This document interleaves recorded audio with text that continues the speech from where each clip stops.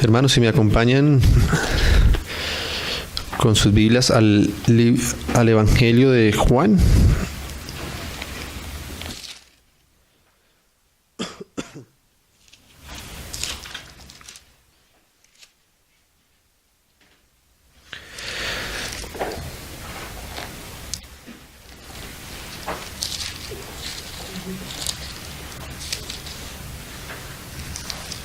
En el capítulo 13 de Juan.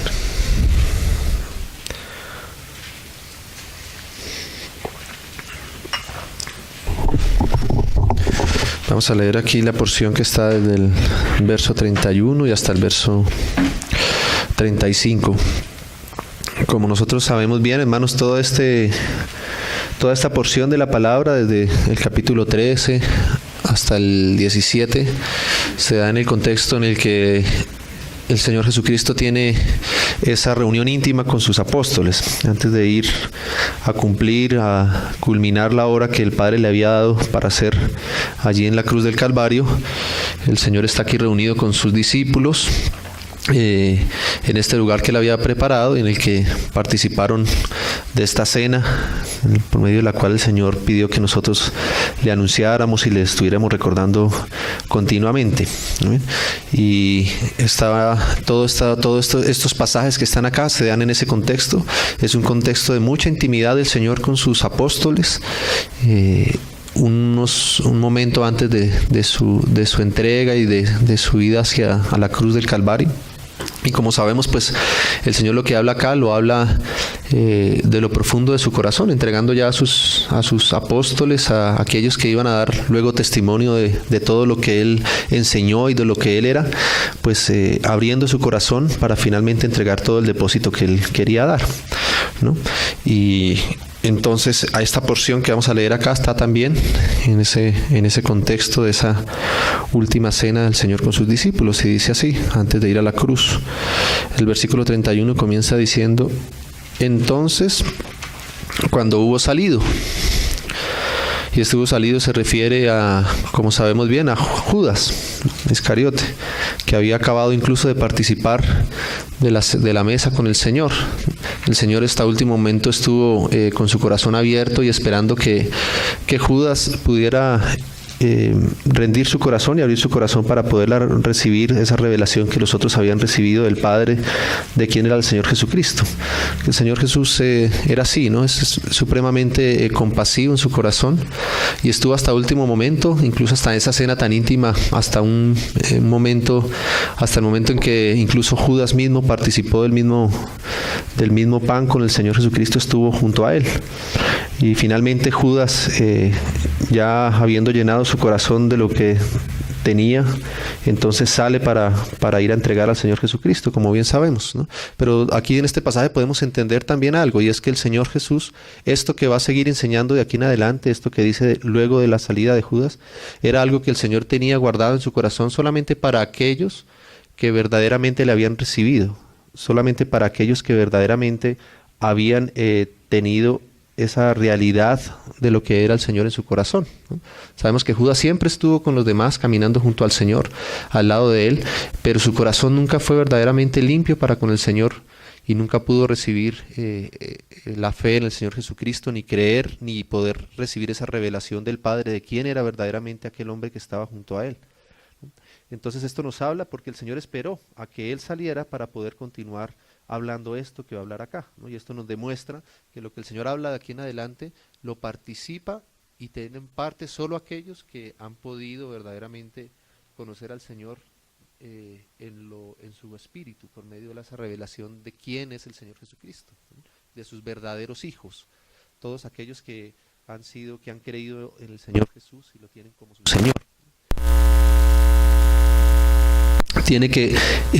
Va más allá de lo que nosotros somos en lo natural. Digamos que Judas podría representar nuestra naturaleza, nuestra naturalidad, ¿no?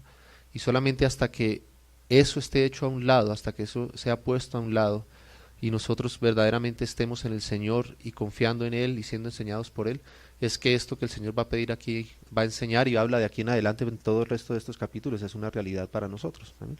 Entonces esto verdaderamente es para nosotros, los hijos del Señor. Entonces dice, cuando hubo salido, dijo Jesús: ahora es glorificado el Hijo del Hombre, y Dios es glorificado en él. Si Dios es glorificado en él, Dios también le glorificará en sí mismo, y enseguida le glorificará. Y aún estaré. Me buscaréis, pero como dije a los judíos, digo ahora a vosotros: a donde yo voy, vosotros no podéis.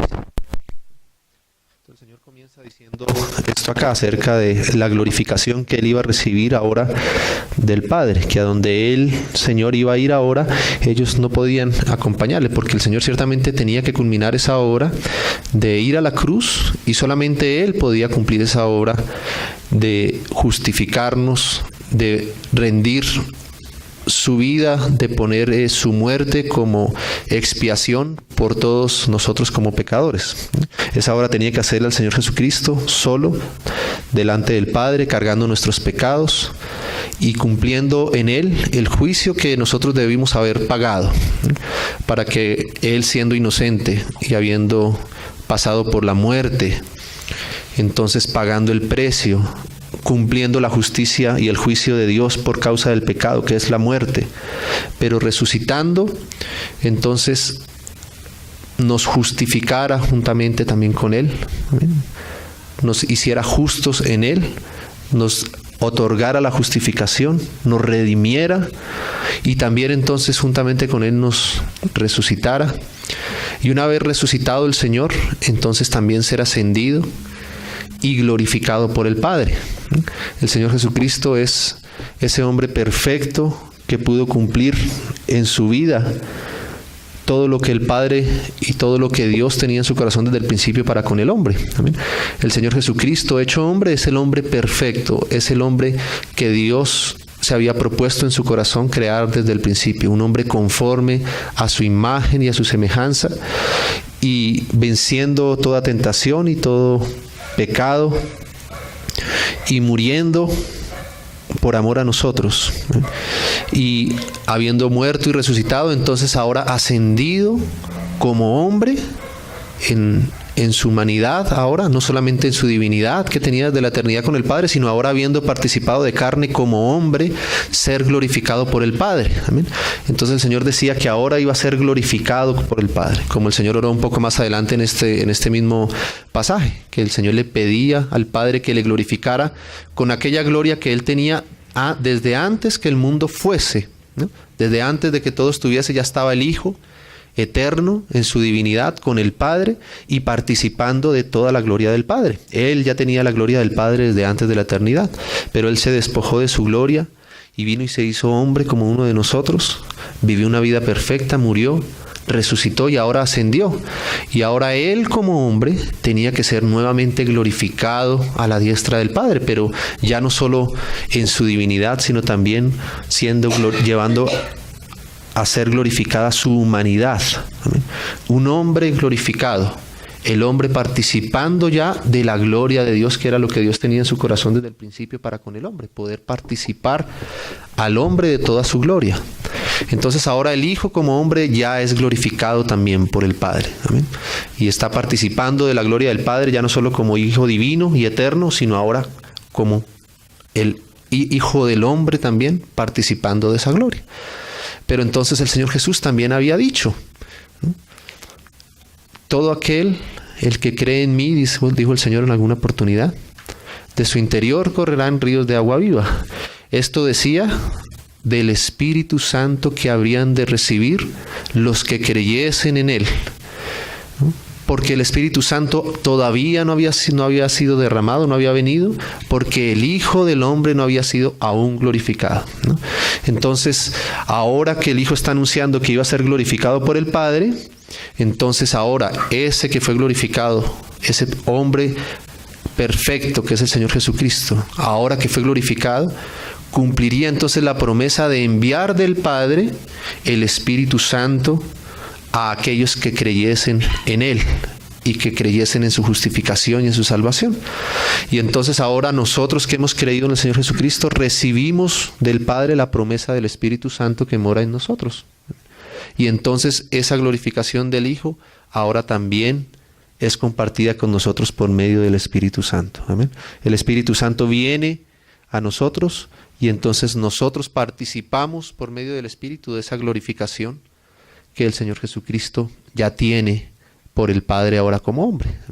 Entonces ahora nosotros tenemos el Espíritu de Dios morando en nosotros por causa no de nosotros mismos, sino de la glorificación del Hijo de Dios. El Espíritu Santo no había venido porque el Hijo no había sido glorificado. O sea que lo único que podía ser posible que Dios nos participara de su Espíritu era la glorificación del Hijo.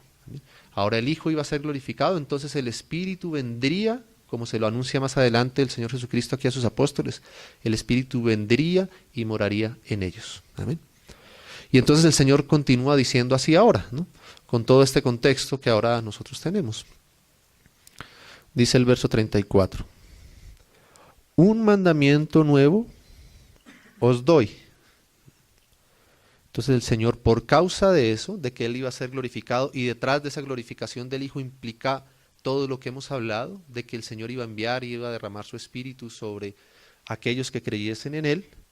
Entonces, con esa base, con ese fundamento, con esa virtud que hay ahora en nosotros, que es que el Espíritu Santo de Dios mora ahora en nuestras vidas, entonces por eso el Señor ahora dice, por causa de que yo voy a ser glorificado, y por tanto ustedes van a recibir la participación del Espíritu Santo ahora también en ustedes.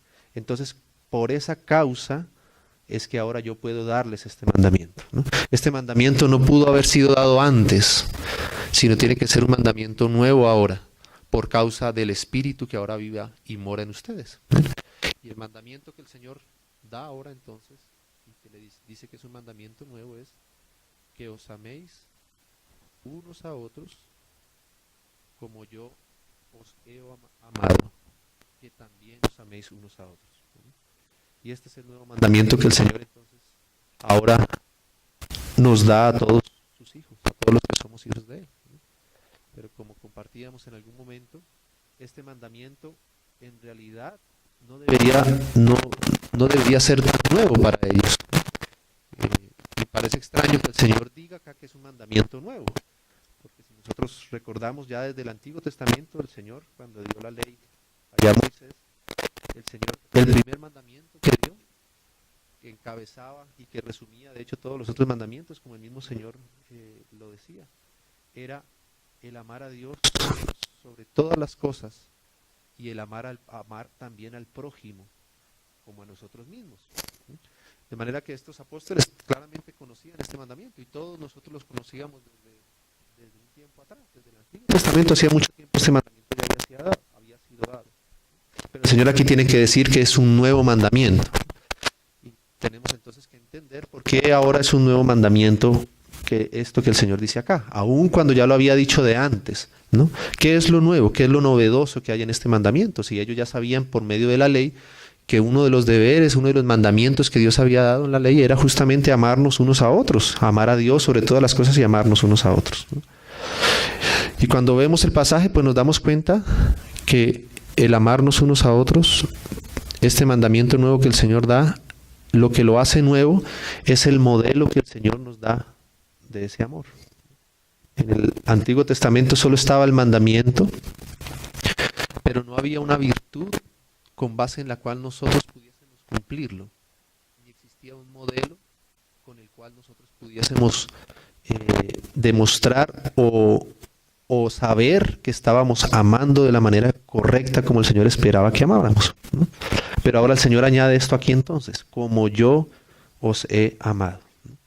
Entonces ahora Dios ha demostrado por medio de su Hijo la manera en que Él ama, la manera en que Él nos ama. En el Antiguo Testamento solamente estaba el mandamiento dado por medio de la ley, y ese mandamiento tenía el propósito de demostrarle al hombre, como todo el resto de la ley, de su incapacidad de poder cumplir todas esas cosas que Dios quería hacer.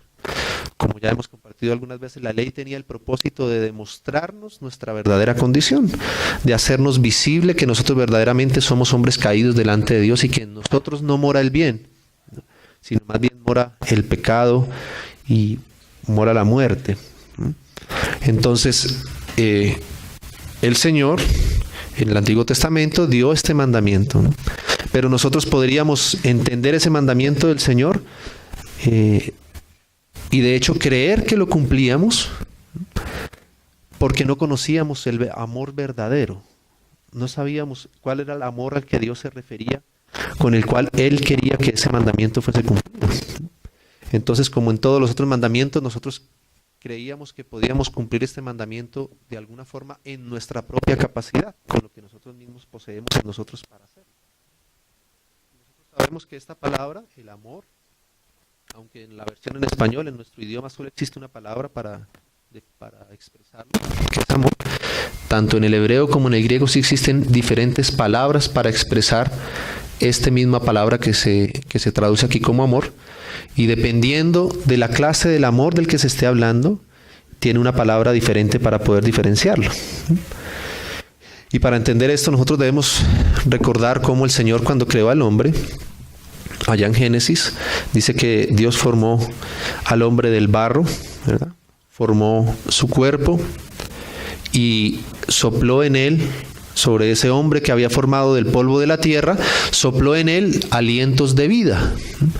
Cuando el Señor sopla, entonces el Señor le da al hombre su espíritu, el espíritu humano, a ese ser del hombre que él estaba formando. Y entonces cuando el espíritu y el cuerpo que había formado se unen, entonces dice, y fue el hombre un alma viviente. Entonces recordamos que el espíritu, nuestro ser, el hombre, está conformado en su integridad por estas tres partes: el espíritu, el alma y el cuerpo. ¿Amén? Y el Señor entonces lo formó de esa forma, lo conformó de esa manera, el espíritu del hombre que está en él, y que Dios lo hizo con esas funciones necesarias para tener esa comunión, esa intimidad con Dios, para percibir todos los aspectos espirituales, principalmente a Dios mismo. Pero Dios también le dio al hombre entonces un alma, y en su alma entonces está nuestros sentimientos, nuestras emociones y nuestra voluntad. Y también le dio un cuerpo físico con el cual interactuamos con el mundo exterior, ¿no? Donde están nuestros sentidos físicos, todo lo que es natural y físico en nosotros fue dado también por Dios al hombre. Y cada una de estas tres partes, el espíritu, el alma y el cuerpo, entonces poseen una vida en sí mismas, viven, tienen una vida en sí mismas. El espíritu tiene una vida, el alma tiene una vida y el cuerpo también tiene una vida, ¿no? El cuerpo tiene esa vida biológica, de donde viene la palabra bios, ¿amén? Que cumple todas sus funciones naturales. El alma tiene esa vida psique, esa vida psicológica, donde moran todos nuestros pensamientos, sentimientos y voluntad, decisiones, nuestra mente. ¿Amén? Y el espíritu también tiene una vida, que es esa vida zoe, que es una vida superior en calidad y que está hecha para contener la vida de Dios, para poder contener y tener un contacto y una intimidad, una comunión con Dios mismo. Entonces cada una de estas partes del ser del hombre posee una vida. Por eso el Señor dice allí que sopló alientos de vida, amén, porque le dio una vida a cada una de esas partes íntegras del hombre. Y así como esas partes tienen una vida, entonces cada una de esas partes también tiene la capacidad asimismo de expresar esa vida y de expresar un amor con base en esa vida que tienen cada una de ellas.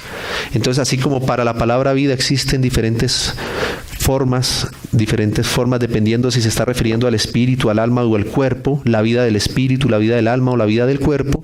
Asimismo, la palabra amor, dependiendo del amor al que se esté refiriendo, también tiene una palabra diferente en los idiomas originales. Entonces existe, así como el cuerpo tiene una vida, también esa vida y el cuerpo mismo tienen esa misma capacidad de amar en sí mismo, ¿no? Entonces el amor de Dios, el amor que nombramos acá, cuando el Señor dio ese mandamiento, nosotros podríamos llegar a pensar que amar a nuestro prójimo es amarlo de la manera en que yo soy capaz de expresar el amor en mi naturalidad, en mi cuerpo físico, ¿eh? Que es ese amor eros, de donde viene la palabra erótico, que todos ya sabemos que viene de esa raíz que expresa el amor que nosotros podemos, o que se basa o que se fundamenta en la vida del cuerpo, que se fundamenta en lo que nosotros percibimos con nuestros sentidos naturales. Entonces en nosotros está esa clase de amor natural. Nosotros podemos sentir aprecio, sentirnos atraídos, amar incluso de acuerdo con lo que nosotros percibimos por medio de nuestros sentidos físicos, por medio de lo que ven nuestros ojos, por medio de lo que oímos, por medio de lo que escuchamos, por medio de lo que sentimos en nuestro cuerpo. Podemos llegar a experimentar una clase de amor fundado en todo esto que nosotros sentimos en nuestro cuerpo. Y es una clase de amor que es conocido como el amor eros, que es el que puede producir nuestros sentidos físicos de una manera natural. Y hay ejemplos en la palabra de esto, ¿no? Recordemos algún ejemplo sin perder ahí, porque vamos a seguir, a continuar ahí.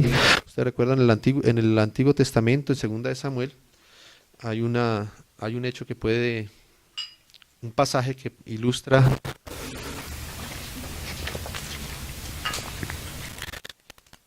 cómo nosotros podemos llegar a expresar el amor basado solamente en nuestros sentidos físicos. En el capítulo 13 de 2 de Samuel. Si lo buscamos, allí está este pasaje que los hermanos seguramente conocen. Es el pasaje donde está esta historia de Amnón y Tamar. Bien. Leamos el verso 1 del capítulo 13 de 2 de Samuel. 2 de Samuel 13:1 dice: aconteció después de esto que teniendo Absalón, hijo de David, una hermana hermosa que se llamaba Tamar, se enamoró de ella Amnón, hijo de David.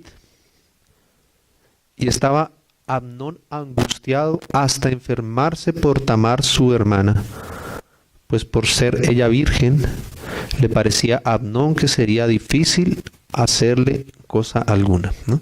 Entonces aquí nos muestra este pasaje que hubo un enamoramiento de Amnón hacia Tamar, y ese enamoramiento, ese amor que él percibía y que él sentía, estaba basado solamente en la parte física, en lo que él veía de ella. Él la veía a ella hermosa, y entonces eso que él veía por medio de sus sentidos físicos y naturales hacía que él se enamorara de ella, se enamoró de ella, sentía un amor por ella, ¿no?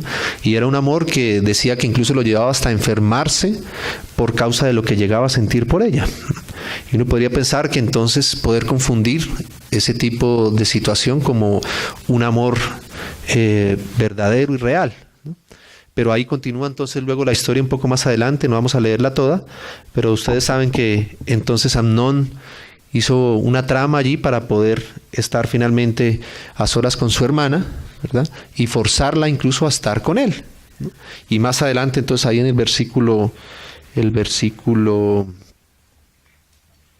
verso 14, leamos directamente para no alargarnos tanto, dice el 13:14. Cuando ya estaba en un momento Amnón solo con Tamar, dice: mas él no la quiso oír, porque él quiso forzarla a estar con él. Mas él no la quiso oír, porque ella le rogaba que no la tomase. Dice: sino que pudiendo más que ella, la forzó y se acostó con ella. Luego la aborreció Amnón con tan gran aborrecimiento que el odio con que la aborreció fue mayor que el amor con que la había amado. Y le dijo a Amnón: levántate y vete. Entonces, este amor que él experimentó, que él expresó, que estaba basado solamente en su parte física, en lo que él veía, desapareció de un momento a otro también, ¿no? Cuando obtuvo lo que quería, inmediatamente entonces ese amor que él profesaba por ella y que él sentía se desapareció. Y dice que incluso el sentimiento que llegó a aborrecerla mucho más de lo que él creía amarla anteriormente, ¿no? Y así es entonces el amor que está fundado solamente en la parte física, el amor que puede producir apenas nuestro cuerpo, ¿no? Esa clase de amor es un amor que varía con lo que nuestros sentidos físicos ven, oyen, escuchan, ¿no? Perciben, sienten. Inmediatamente ese amor se desvanece, ¿no? Cuando nosotros a veces, en nosotros mismos, a veces, ¿no? Nosotros a veces nos enamoramos de algo, incluso de algún vestido. Queremos tener alguna posesión porque sentimos atracción hacia eso, ¿no? Y de pronto lo tenemos, lo usamos y al poquito tiempo ya perdemos el gusto por eso que antes tanto nos gustaba, ¿no? Y esa ropa, ese vestido que tanto anhelamos en un momento y que queremos que le queríamos, después ya ese mismo vestido, es la misma ropa, pero ya lo despreciamos y no lo queremos más, porque así es el amor que es producido por nuestro cuerpo. Es un amor que varía dependiendo de lo que nosotros vemos y lo que nosotros sentimos y escuchamos. ¿Amén? Entonces, ¿será que ese es el amor con el que el Señor quiere que nosotros nos amemos unos a otros, ¿no? Eso es lo que nosotros podríamos llegar a expresar en nosotros mismos, si nos quedamos solamente en nuestra propia naturaleza. ¿Amén? Y pareciera que esto es algo muy natural acá, pero por ejemplo en Santiago, ustedes recuerdan que hay ejemplos también de que cosas así pudieran llegar a ocurrir aún en medio de los hermanos, ¿no? Porque el ejemplo que leímos podría parecernos muy básico, pero en Santiago, por ejemplo, en el capítulo 2, está también este pasaje donde nos enseña que es posible que esto mismo pueda suceder aún en medio de nosotros, en medio de la comunión de los hermanos. En el capítulo 2 de Santiago dice así: hermanos míos, que vuestra fe en nuestro glorioso Señor Jesucristo sea sin acepción de personas. Y explica por qué. Verso 2: porque si en vuestra congregación entra un hombre con anillo de oro y con una ropa espléndida, y también entra un pobre con vestido andrajoso, y miráis con agrado al que trae la ropa espléndida, y le dices: siéntate tú aquí en un buen lugar, y le dices al pobre: estate tú allá de en pie, o siéntate aquí bajo mi estrado, ¿no hacéis distinciones entre vosotros mismos y venís a ser jueces con malos pensamientos? ¿No? Entonces aquí Santiago tiene que exhortar a los hermanos en este sentido. Amén. Llegaba alguna persona en medio de la comunión y era una persona rica, entonces tenía un buen vestido, un anillo, entonces se le trataba con cierta dignidad, con un mayor respeto, ¿no? Porque así somos nosotros en nuestra naturalidad. A quien percibimos en más agradable para nuestros sentidos físicos, entonces creemos que tenemos mayor atracción hacia él y queremos honrarle, queremos respetarle de una mejor manera, queremos tratarlo mejor. En cambio, al que vemos que no es tan importante, al que vemos que es más sencillo, al que vemos que es más necesitado, nuestro amor natural físico trata de rechazarlo, trata de apartarlo, ¿no? Trata de despreciarlo, porque ese amor solamente se basa en lo que ve, en lo que es agradable, ¿no? Entonces nosotros debemos guardar en nuestro ser y estar constantemente vigilantes, como dice aquí el apóstol Santiago, de que nosotros no sea eso lo que se exprese, ¿amén? De que nosotros no estemos haciendo acepción de personas entre los hermanos o aún con las personas de afuera, de que nosotros tengamos ese corazón difícil hacia las personas que no son acordes a lo que yo soy, ¿no? A veces nos volvemos muy dignos, a veces nos volvemos muy cómodos nosotros mismos y despreciamos a los otros que están en una situación o en una condición diferente a la nuestra, ¿no? Y eso es lo que nosotros mismos podemos expresar en nuestra propia capacidad, ¿no? Esa clase de amor puede surgir de nosotros mismos, ¿no? Si no tuviésemos la ayuda del Señor en nuestras vidas. Pero el Señor no quiere que ese sea el amor que se exprese en medio nuestro, ¿no? No es ese el modelo del amor que el Señor nos ha dejado, ¿no? Porque el Señor, al contrario, el Señor Jesucristo estuvo con los más necesitados, estuvo con los más enfermos, ¿no? Tocaba leprosos que nadie se atrevía ni siquiera a estar cerca de ellos. El Señor nunca guió y estuvo su amor sujeto a las condiciones físicas de las personas, sino que Él siempre estuvo dispuesto a amarlos y a tener comunión con ellos, aún en medio de todas sus dificultades. Entonces, esto tenemos que revisar, examinar, que en nuestro corazón no surjan este tipo de cosas, ¿amén? De expresiones, porque no es ese el amor que el Señor quiere que nosotros expresemos, ¿no? También entonces, como decíamos, no está solamente ese amor básico de nuestro cuerpo, sino está también el amor que puede producir nuestra propia alma, ¿amén?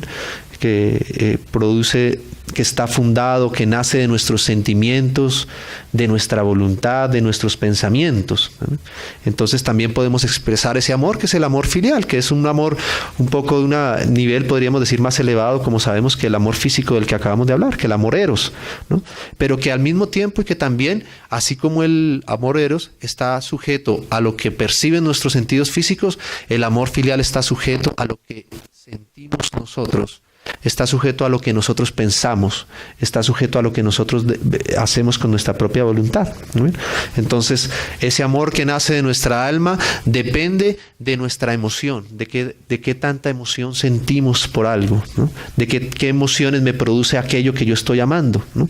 Si aquello que yo quiero amar me produce emociones, sentimientos de alegría, de gozo, seguramente percibo como una atracción hacia eso y siento que lo que amo, aquello que produce esas emociones en mi alma. Pero de pronto, si eso mismo en otro momento me produce un sentimiento de tristeza, entonces inmediatamente sentimos como el nivel del amor que nosotros sentíamos hacia aquello, entonces eso inmediatamente también se reduce. ¿Amén? Porque ahora mis sentimientos fueron tocados, y como mis sentimientos fueron tocados, entonces el amor que yo quería expresar o que yo sentía hacia aquella persona o hacia aquel hermano, inmediatamente también se reduce. ¿Por qué? Porque mis emociones también variaron, y como el amor que produce nuestra alma depende de nuestras emociones, entonces inmediatamente el nivel del amor que nosotros sentimos y expresamos inmediatamente también se cae.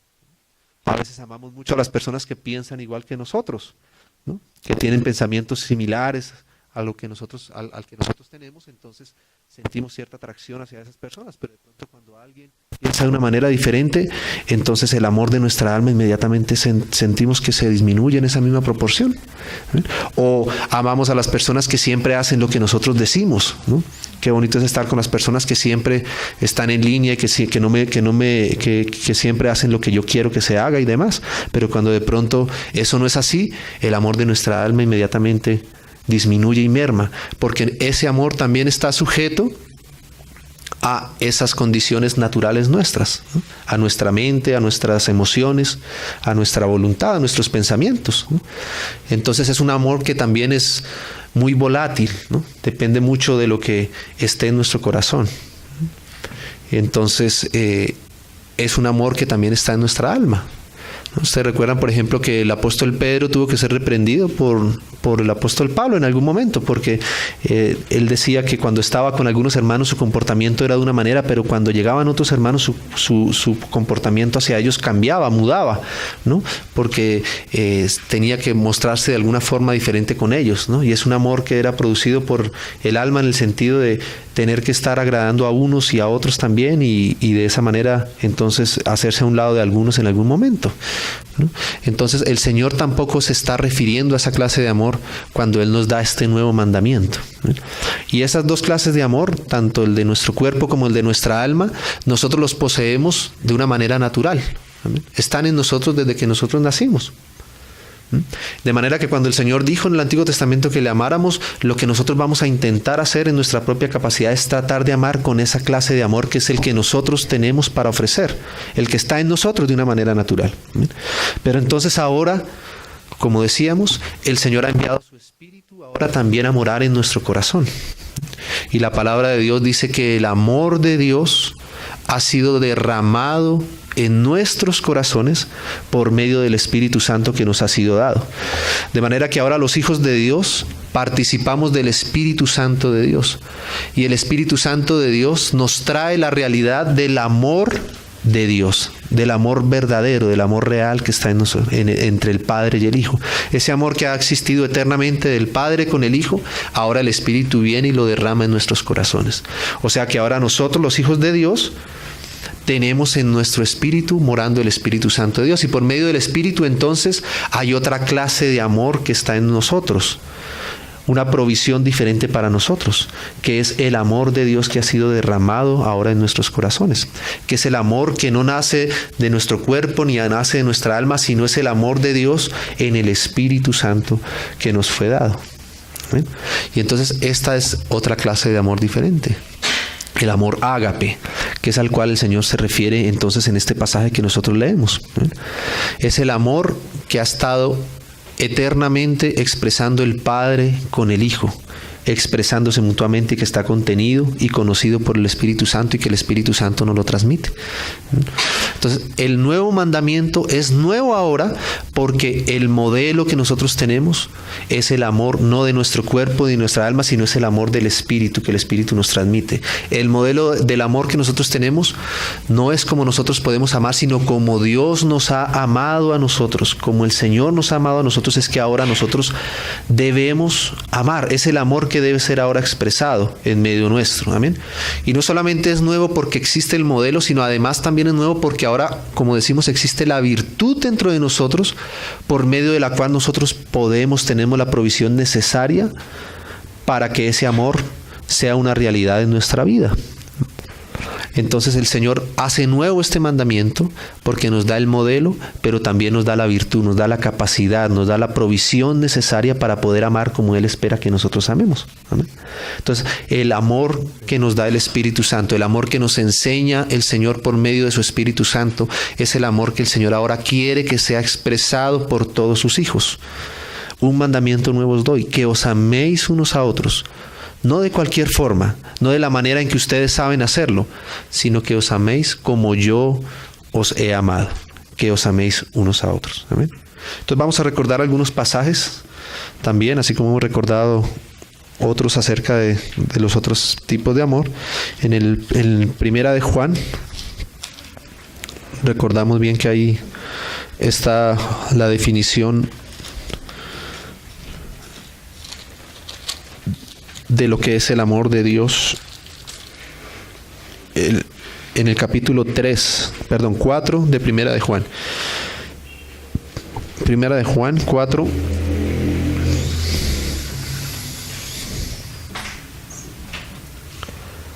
Desde el 7 podemos leer, sí.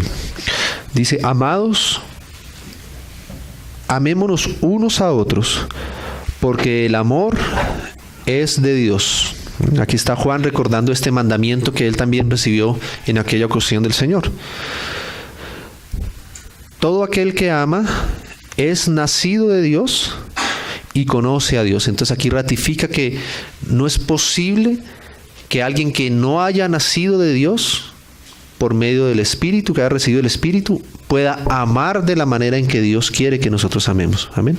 Y al mismo tiempo nos muestra que todos los que hemos nacido de Dios tenemos la posibilidad, y debe ser algo natural en nosotros, que este amor que Dios ha derramado en nosotros sea perfeccionado y sea expresado cada vez mejor, cada vez de una mejor manera.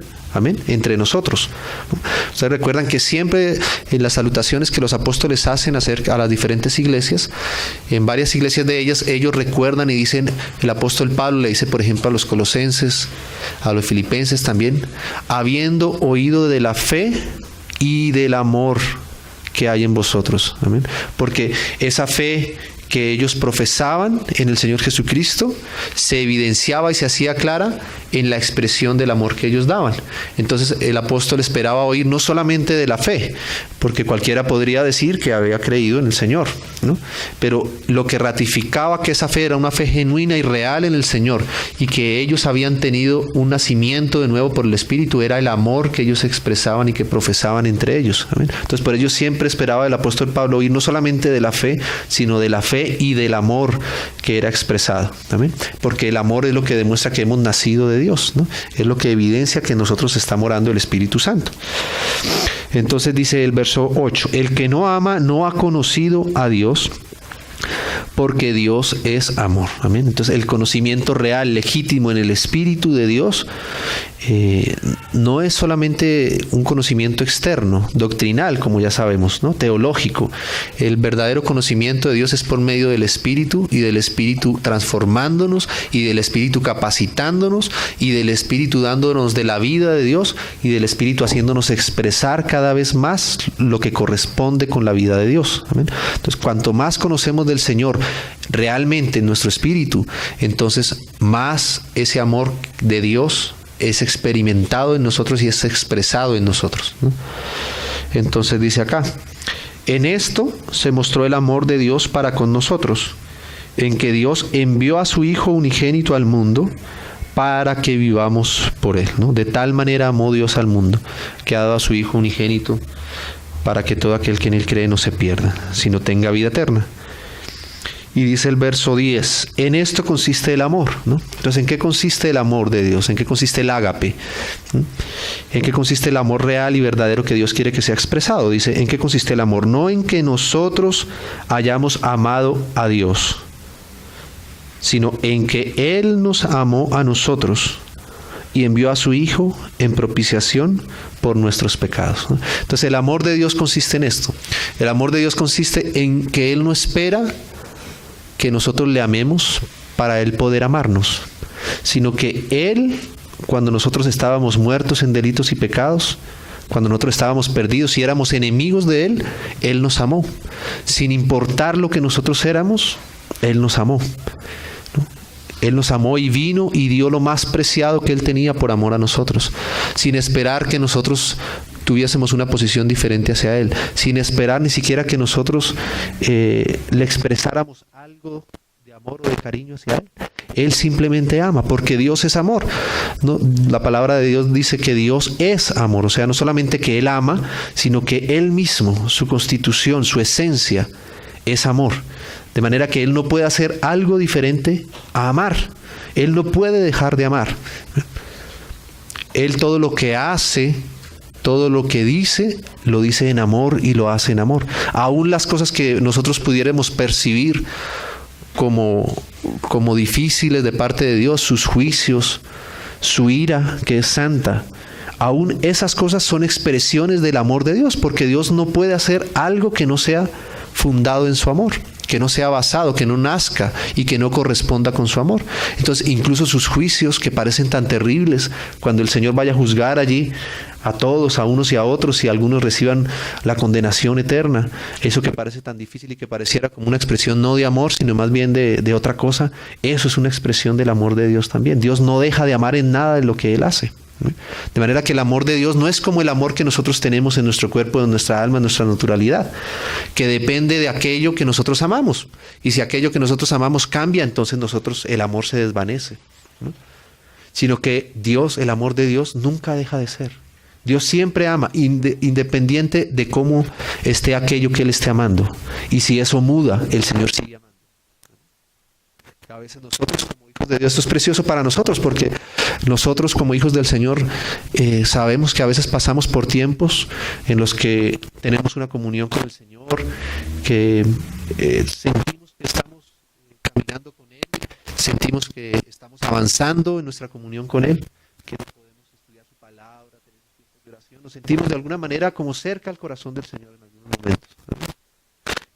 Y asimismo también hay tiempos en los que nosotros sentimos que eso es difícil para nosotros, de que hemos defraudado la fidelidad del Señor, de que hemos caído a veces, ¿eh? Que nos sentimos que no estamos tan cerca al Señor, sino más bien que estamos apartados, que nos hemos alejado, que nos hemos desviado, ¿no?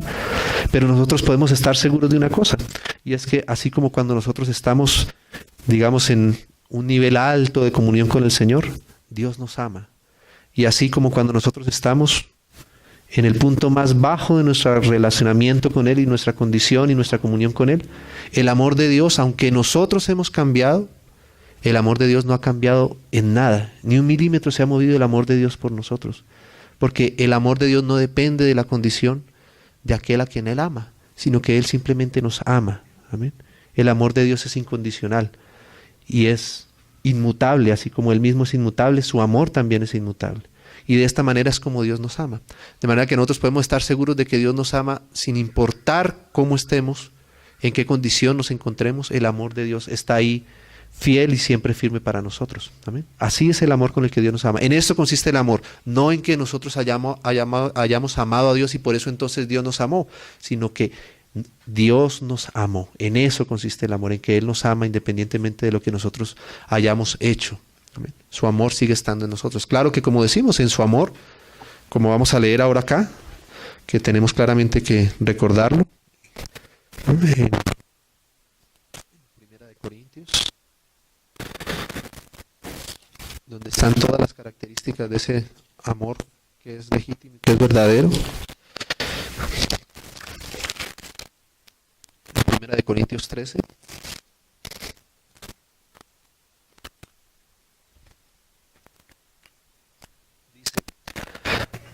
Leamos desde el 1. Dice, si yo hablase lenguas humanas y angélicas y no tengo amor, vengo a ser como metal que resuena o címbalo que retiñe.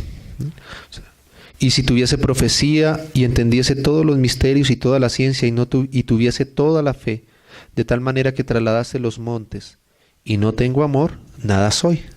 O sea que es posible tener incluso manifestaciones que podríamos nosotros llamar espirituales, o que en los cuales nosotros podríamos decir que podemos evidenciar algún tipo de madurez en nuestra vida o algún tipo de servicio en nuestra vida, y aún así el amor de Dios todavía no haber sido perfeccionado en nosotros, ¿no? Como decimos, el verdadero conocimiento de Dios produce en nosotros el amor verdadero y legítimo. Entonces sigue diciendo acá, y si repartiese todos mis bienes para dar de comer a los pobres, y si entregase mi cuerpo para ser quemado, y no tengo amor, de nada me sirve, ¿no? Qué cosa que uno pudiera hacer esto sin amor. Uno pensaría que hacer algo como esto, de dar todos nuestros bienes, o incluso de dar nuestra vida para ser quemado, sería una muestra de que verdaderamente hay amor, ¿no? Pero aquí la palabra demuestra que incluso podemos llegar a hacer cosas como esas sin que el amor verdadero de Dios haya sido puesto y haya sido perfeccionado en nuestro corazón. A veces hacemos muchas cosas que parecieran ser una muestra de amor real, pero solamente estamos buscando nuestra propia gloria, estamos buscando nuestro propio reconocimiento, estamos buscando que nos sea reconocido, ¿no? Y entonces eso no nace del amor legítimo y verdadero de Dios, sino nace de nuestra propia alma. Como decíamos, podemos estar buscando nuestra propia voluntad, nuestros propios intereses detrás de esto que pareciera ser tan legítimo y tan actos tan amorosos. Entonces tiene que el Señor hablar acá y dice, el amor, el verso 4, es sufrido. El amor está dispuesto a sufrir por aquello que ama, como lo hizo el Señor por nosotros. No vamos a detenernos en cada característica, solamente las vamos a enumerar y tener en nuestro corazón. Es benigno. El amor no tiene envidia. El amor no es jactancioso, no se envanece, no hace nada indebido, no busca lo suyo, no se irrita, no guarda rencor, no se goza de la injusticia, mas se goza de la verdad. Todo lo sufre, todo lo cree y todo lo espera, todo lo soporta. El amor nunca deja de ser, pero las profecías se acabarán y cesarán las lenguas y la ciencia acabará. Entonces, todas estas características que enumeran acá es justamente lo que contiene el amor de Dios, es lo que expresa verdaderamente el amor de Dios, ¿no? Entonces, el amor de Dios es benigno, es santo, ¿no? No soporta la injusticia. Y por eso todas estas cosas, aunque a veces algunas parezcan difíciles, son parte del amor de Dios, ¿no? Por eso los juicios mismos de Dios son parte de su amor. El amor de Dios es verdadero, no hace nada indebido, no es jactancioso. Todas estas características de acá son justamente contrarias a todo lo que el amor que nosotros estamos acostumbrados a dar, porque el amor que nosotros esperamos recibir y que podemos expresar es justamente todo lo contrario de esto que nos dice acá. A nosotros no nos gusta sufrir, y cuando nos hacen sufrir inmediatamente nuestro amor se apaga, ¿no? No queremos, siempre queremos buscar lo que sea bien para nosotros, ¿no? No como dice acá, no busca lo suyo, sino más bien buscamos siempre lo mejor para nosotros, ¿no? Que ese amor produzca aquello que yo amo, me produzca lo mejor para mí. Pero no nos lleva a negarnos a nosotros mismos y a buscar lo mejor para el otro. Ese amor no está en nosotros. Ese amor solamente, esta clase de amor solamente puede ser provisto y enseñado por el Espíritu Santo de Dios que mora en nosotros. Amén. Entonces, eso es lo que el Señor quiere que nosotros podamos experimentar y expresar ahora nosotros como hijos de Dios. Es el mandamiento que el Señor ahora nos ha dado. Y por supuesto que no es algo fácil. El Señor tiene que trabajar en nuestra vida, en este aspecto también, así como en todos los demás, para que eso que nosotros hemos aprendido y esa capacidad propia de amar de nosotros ceda ante la verdadera y la realidad y el verdadero amor que debe ser formado en nosotros, que es el amor del Espíritu, ¿no? Y a veces el Señor por eso produce incluso situaciones, a veces en las que nosotros nos damos cuenta de que el amor, podamos ver e identificar si el amor que nosotros estamos expresando y experimentando es el verdadero amor de Dios o no. Y a veces produce situaciones difíciles entre nosotros para también hacernos ver un poco de que eso que nosotros estamos expresando, experimentando entre nosotros, está basado en el amor legítimo y verdadero de Dios en medio nuestro, o todavía hay cosas de nuestra alma metidas allí, o incluso cosas de nuestro cuerpo allí metidas, ¿no? Entonces el Señor tiene que ir haciendo, tratando nuestra alma, como ya sabemos, quebrantándonos, para que ese amor que está dentro de nosotros pueda poco a poco ir abriéndose paso en nuestro corazón, ganando nuestro corazón y amando de la manera real y verdadera como Él tiene que hacerlo. ¿También? Entonces el Señor a veces tiene que quitarnos de engaños, y para eso a veces tenemos que pasar por dificultades para darnos cuenta de que todavía no estamos amando de la manera en que el Señor quiere que amemos, y entonces poder rendirnos al Señor y pedirle que eso sea formado verdaderamente en nosotros. ¿También? Es lo que el Señor espera, que nosotros, que Él pueda ganar ese espacio en nuestra vida para poder amar de esa forma. ¿También? Entonces volvamos ahí a primera de Juan, al Evangelio de Juan, donde estábamos, y ya terminamos. Evangelio de Juan.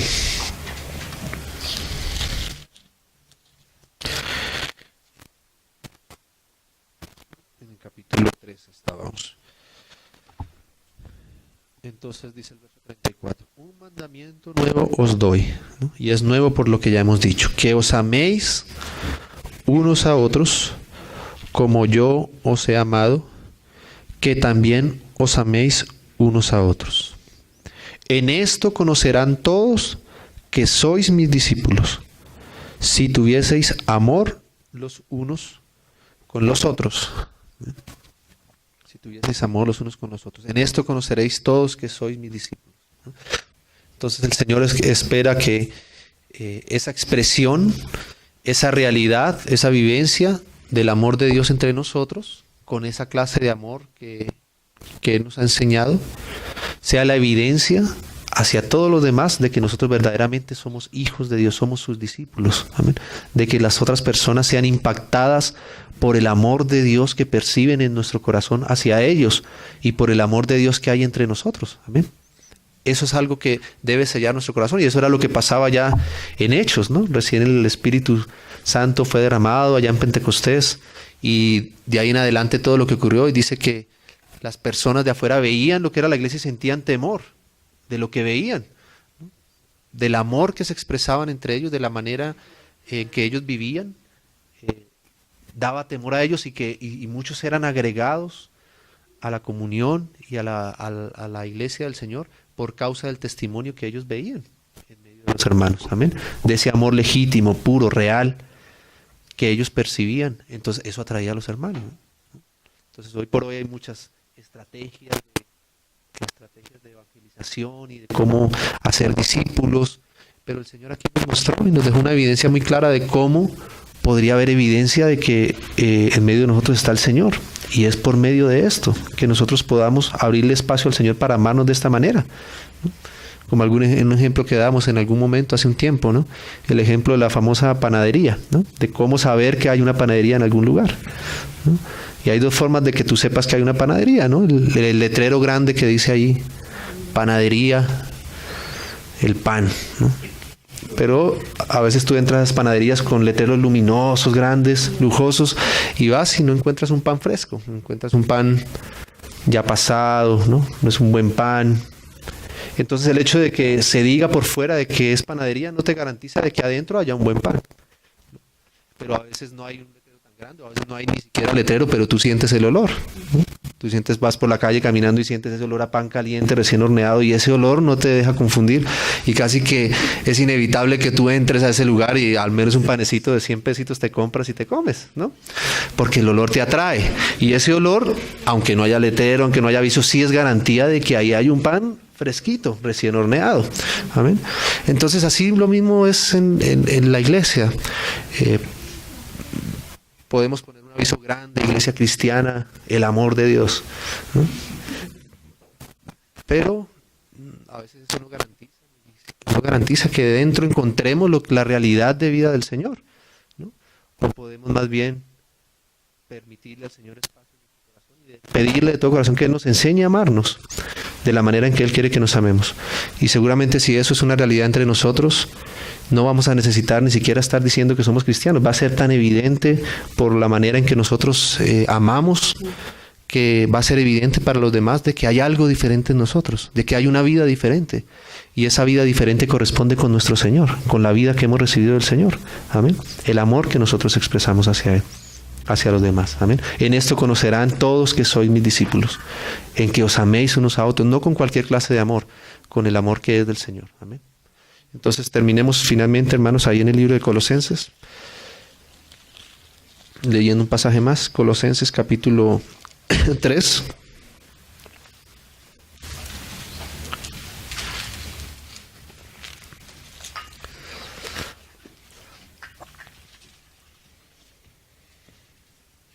Versículo, leamos desde el 9. 3:9 Colosenses. No mintáis los unos a los otros, habiendo despojado del viejo hombre con sus hechos. Y este no mintáis aquí no solo se refiere, no debe ser solamente entendido como un no mintáis de no decir mentiras, ¿no? De decir decirle a un hermano que estaba en un lugar cuando en realidad estaba en otro, cosas de ese estilo.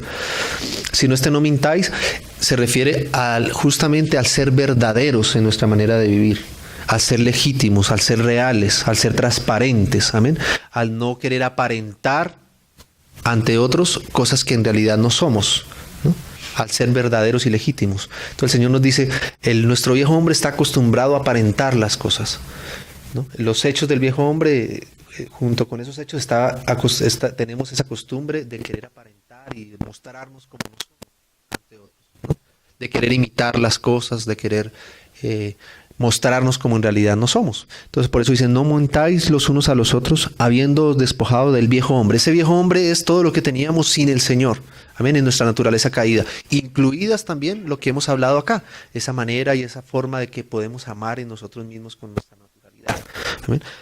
Despojándonos, nos podemos despojar por causa de que el Señor ya hizo una obra, nos llevó a la cruz juntamente con Él, entonces nos podemos despojar, aplicar esa obra del Señor en nuestra vida y no amar como nosotros amamos, ni vivir como nosotros vivíamos antes, sino llevar eso a la cruz, saber que eso es una realidad ya para nosotros y entonces despojarnos de esas cosas que teníamos en nuestro viejo hombre juntamente con sus hechos.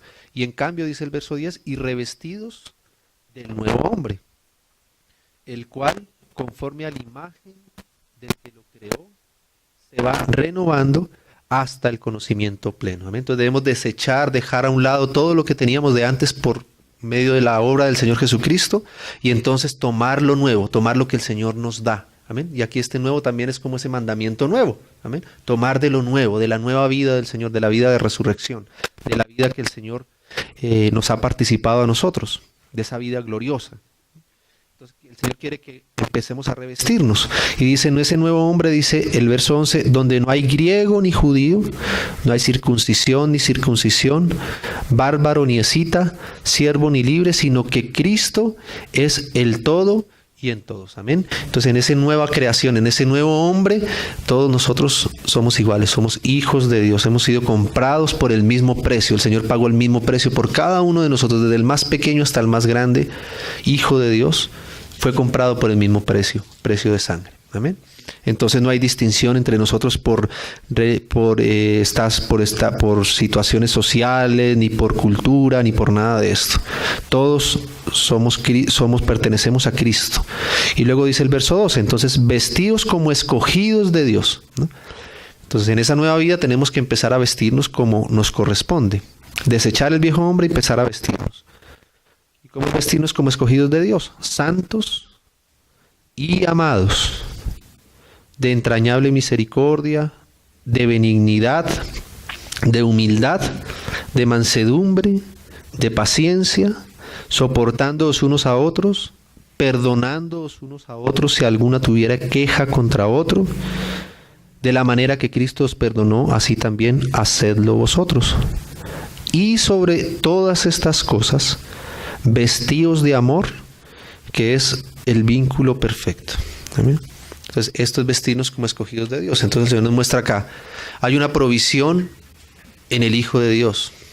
Y el Señor quiere que nosotros tomemos de esa provisión y la empecemos a tomar para nuestra vida. Es como ponernos un vestido, ¿no? Empezar a vestirnos con la provisión del Señor. Entonces el Señor quiere que tomemos de esa provisión de santidad que hay en Él y nos vistamos, ¿no? De humildad, de mansedumbre, de perdón. Son como vestidos que vamos poniéndonos, revistiéndonos cada día más y más de Cristo, ¿no? Pero al final, dice, al final de todo esto, la última vestidura, como quien dice, la última capa, así como si tú te estás poniendo un traje de gala, que primero tienes que ponerte una pieza, luego otro, y al final, la final, la que todo el mundo va a ver, la que está más por encima de todos, ese último traje. Entonces dice, y sobre todas estas cosas vestidos de amor, que es el vínculo perfecto. Amén.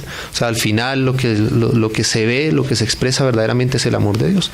Pero eso nos enseña también que dentro del amor de Dios, por dentro, tú debes encontrar todas estas otras cosas que están expresadas acá.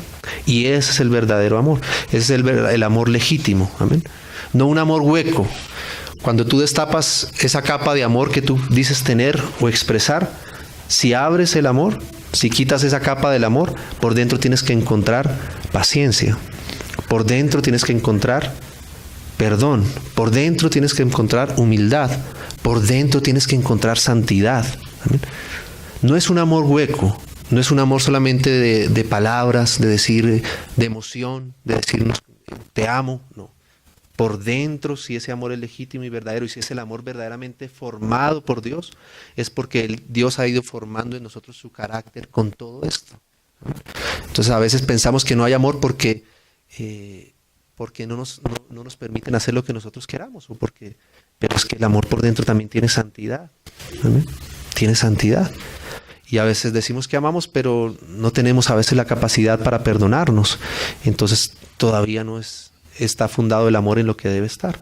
El amor verdadero es aquel que cuando tú lo abres, encuentras todas estas cosas por dentro, ¿no? Que está dispuesto a perdonar, que está dispuesto a soportar, como dice acá, que nos soportemos unos a otros, que tiene paciencia, que es humilde, ¿amén? Que tiene todas estas virtudes que son las virtudes de Cristo formadas poco a poco en nosotros. Entonces nosotros damos cuenta que el amor no es algo tan sencillo. No es solamente decir que nos amamos, y no es solamente una alegría externa de estar todos contentos todo el tiempo y alegrándonos y gozándonos y pasándola bien. El amor de Dios lleva todo esto por dentro. Y eso implica que la vida de Dios tenga que ser formada en nosotros. Entonces, la calidad del amor de Dios depende de qué tanta paciencia, de qué tanta humildad, de qué tanto perdón el Señor ha formado en nuestros corazones. En esa misma medida nosotros podemos amar de la manera correcta. Amén. Entonces pidámosle al Señor que el Señor nos sea ayudándonos para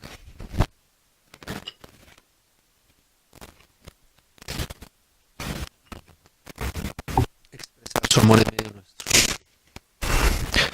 Amado Padre, en el nombre de tu Hijo, Señor, te agradecemos por tu obra preciosa y maravillosa que has querido hacer en medio de nosotros, Señor. Gracias, Señor, por la participación de tu Espíritu Santo en nosotros, por tu amor participado en nuestras vidas, Señor. Te rogamos, Señor, que continúes avanzando en cada uno de nosotros, tus hijos, para que tu Espíritu cada día más gane nuestros corazones, Señor. Que tu vida sea perfeccionada en nosotros. Que tu amor, Señor, el amor que tú estás esperando expresar por medio de nosotros, sea expresado, Señor, halle cabida en nosotros, Señor. Y que muchos, Señor, lleguen al conocimiento de tu amado Hijo por medio del amor, del conocimiento del amor con el que tú nos has amado a nosotros, Señor. Y que podamos amarnos también unos a otros de esta misma manera, Señor. En el precioso nombre de Jesús, te damos gracias y te bendecimos, Señor. Amén.